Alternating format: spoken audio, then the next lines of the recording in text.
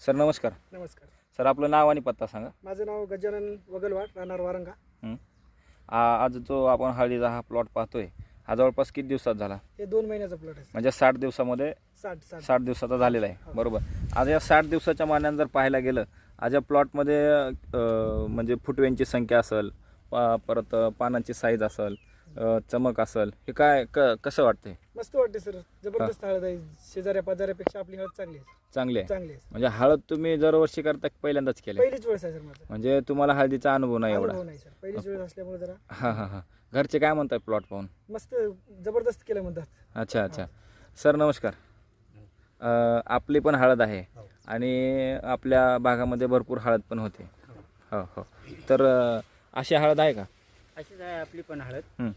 ते तुमची औषधी खतं हां. तुम्ही आपलं वैदिक तंत्रज्ञान वापरले बरोबर? तुम्ही पहिल्यांदाच केले? पहिल्यांदाच केली. अच्छा. बाकीचे पण शेतकरी करताय आपल्या परिसरामध्ये, हो. त्यांचे कसं आहे प्लॉट वगैरे? त्यांची आता ती केमिकलची ते खतं टाकून हां. त्यांची का पण आमच्या बरोबरीचीच हळद आहे. हां. पण अशी का नाही, पण पिवळेपणा हां. अशी हिरवी नाही हळद. बरं. तुम्ही आता पण काय फवारणी केली का वरून?